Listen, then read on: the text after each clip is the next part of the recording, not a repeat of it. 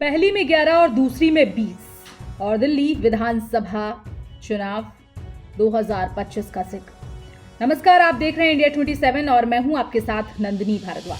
तो आपने दिल्ली की आम आदमी पार्टी ने अपनी दूसरी लिस्ट जारी कर दी है। ऐसे में आपकी सूची जो कि दूसरी कैंडिडेट की लिस्ट है, इस लिस्ट में खास क्या है कि इनको जगह मिली है और सिसोदिया राखी की सीट बदली है, क्या क्या समीकरण हैं, बाकी किसको टिकट नहीं मिली है और क्या इस लिस्ट में भी बाहरी लोगों को भी ज्यादा तवज्जो दी गई है। एक बार फिर से क्या बाहरी भारी पड़े हैं, चलिए इस बात का विश्लेषण करते हैं इस वीडियो में। तो शुरुआत करते हैं। आम आदमी पार्टी ने दिल्ली विधानसभा चुनाव के लिए दूसरी सूची जारी कर दी।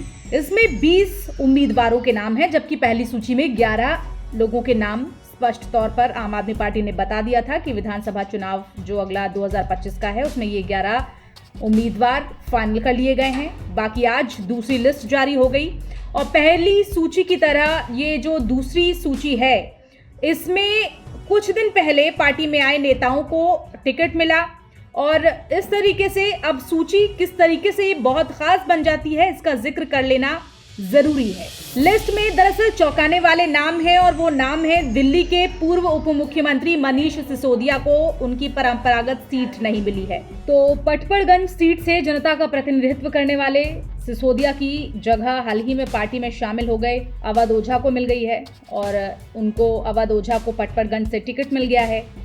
तो पटपड़गंज सीट से जनता का प्रतिनिधित्व सिसोदिया काफी सालों से कर रहे थे, लेकिन अब जो नए अवध ओझा अभी पार्टी में शामिल हो गए हैं उनको टिकट मिल गया है। सिसोदिया की सीट बदल दी गई है। सिसोदिया को अब जंगपुरा सीट से चुनावी मैदान में उतारने की तैयारी है।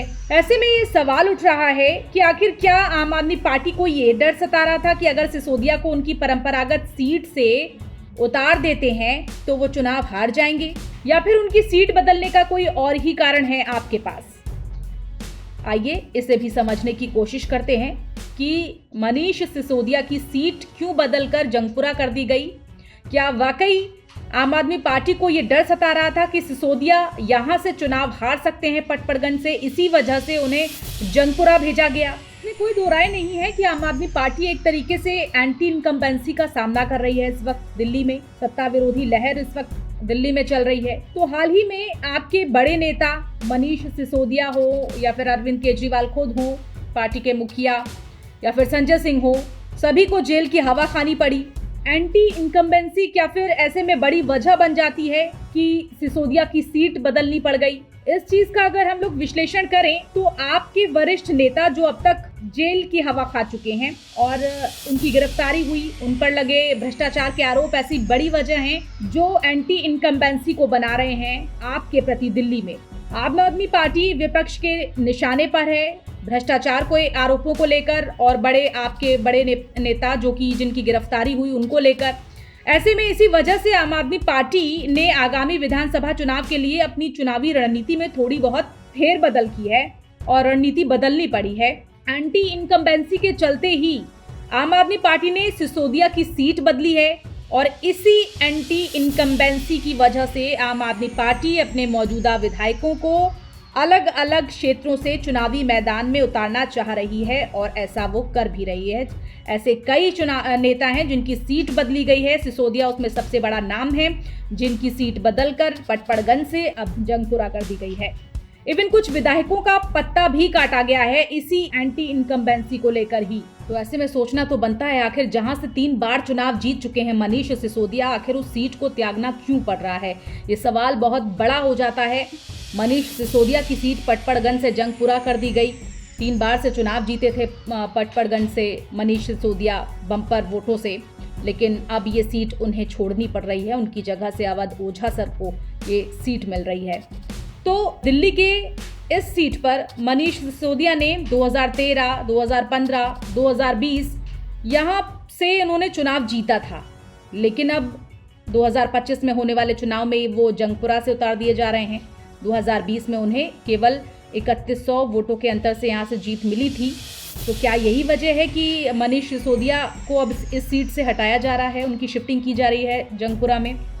जीत के अंतर को देखते हुए कहीं ना कहीं ये सवाल जरूर पैदा हो रहा है कि अवध ओझा को जानबूझकर मनीष सिसोदिया की सीट से उतारा गया। कुछ राजनीतिक विश्लेषकों की अगर हम माने तो अवध ओझा को बलि का बकरा बनाया गया, इस बात को लेकर भी सवाल उठ रहे हैं। तो इस सवाल में कितनी सच्चाई है कि क्या वाकई अवध ओझा को बलि का बकरा बनाया जा रहा है? आइए समझते हैं। आपके सूत्रों ने बताया कि 2020 में पूर्वी और उत्तर पूर्वी दिल्ली समेत कुछ सीटों पर बीजेपी ने CAA विरोधी कैंपेन चलाया था। कम से कम 2 वरिष्ठ बीजेपी नेताओं ने 10 दिनों तक लगातार पटपड़गंज में जनता के बीच अपनी मौजूदगी बनाए रखी थी। हालांकि इस साल अब तक ऐसा कोई कारण नहीं मिला बीजेपी को जिसका बीजेपी ने कोई लाभ उठाया हो। अब तक ऐसी कोई तस्वीर पटपड़गंज से सामने नहीं आई, लेकिन शायद पिछली मानकों को लेकर बीजेपी भी चल रही है और आप भी चल रही है। ऐसे में एक कारण ये भी हो सकता है कि शायद पटपड़गंज सीट से बीजेपी ने खुद को मजबूत कर लिया हो। शायद इसी वजह से मनीष सिसोदिया की सीट बदल दी गई। आपको याद होगा, इससे कुछ दिन पहले ही आम आदमी पार्टी ने अपने 11 प्रत्याशियों की एक लिस्ट जारी की थी, पहली लिस्ट जिसे कह सकते हैं। आम आदमी पार्टी ने 11 प्रत्याशियों की पहली लिस्ट जारी की थी कुछ दिन पहले। इसमें बीजेपी से जो आप में आए थे नेता, उनको तवज्जो दी गई थी, यानी बाहरी प्रत्याशियों को जो बीजेपी से थे नेता, उनको आपने तवज्जो दी, उन्होंने उम्मीदवार बतौर उन्हें सिलेक्ट किया। तो आपने कहा कि सर्वे हमने किया है, उनके नतीजों से, उन्हीं नतीजों के बसात पर हमने ये नेता जमीन पर उतारे हैं। नतीजों के कारण सीटों को उन्हें बदलना पड़ रहा है। इसके पीछे क्या तर्क है, आइए उसे भी समझते हैं। सबसे बड़ी बात तो इसमें यह है कि इन सब के बीच पिछले 2 दिनों में दिल्ली विधानसभा अध्यक्ष रामनिवास गोयल हों, तीमारदार विधायक दिलीप पांडे हों, जो इंडिया अगेंस्ट करप्शन आंदोलन के वक्त से ही पार्टी से जुड़े हुए हैं, इन सब ने एक घोषणा की कि वो इस बार चुनाव नहीं लड़ेंगे। गुलाब सिंह, जो पार्टी के गुजरात चुनाव अभियान के प्रभारी थे, वो भी चुनाव नहीं लड़ रहे हैं। 2020 में आम आदमी पार्टी ने 20 नए चेहरों को चुनावी मैदान में उतारा था विधानसभा चुनाव दिल्ली। तो क्या इस बार भी आम आदमी पार्टी की वही कवायद है, वही कोशिश है? आपके विश्वस्त सूत्रों की अगर हम माने तो एक बार जब 2020 का उन्होंने जिक्र किया, 2020 में भी 20 कैंडिडेट्स ऐसे थे जब आम आदमी पार्टी ने उन्हें नए चेहरे को चुनाव में जगह दी थी। तो क्या इस बार भी वही होने वाला है? इस बार का चुनाव, बेशक दिल्ली विधानसभा 2025 का चुनाव बहुत दिलचस्प होने वाला है और अलग होने वाला है इसमें बहुत कुछ। तो क्या इसी वजह से आम आदमी पार्टी 2025 के विधानसभा चुनाव में भी ऐसा ही कर रही है और नए चेहरों को अपने पार्टी के सम्मुख ला रही है, या फिर उन चेहरों को लेकर आ रही है जो बीजेपी से आपके खेमे में आए हैं? तो क्या 2020 के फॉर्मूले को इस बार आम आदमी पार्टी 2025 की बसात पर लेकर चल रही है? केजरीवाल चुनावी लिस्ट में नए चेहरों को तवज्जो दे रहे हैं, नए चेहरों को मौका दे रहे हैं। तो क्या इस बार भी आपकी पॉपुलैरिटी मेन फैक्टर होने वाली है? वो भी आप नए नए नेताओं को मौका देकर, जो पार्टी में पहले से ना हो या फिर नए आए हों उनको देकर, जगह देकर। देखना दिलचस्प होगा दिल्ली विधानसभा 2025। फिलहाल इस खबर पर आप अपनी राय दे सकते हैं। मेरे साथ इतना ही। नमस्कार।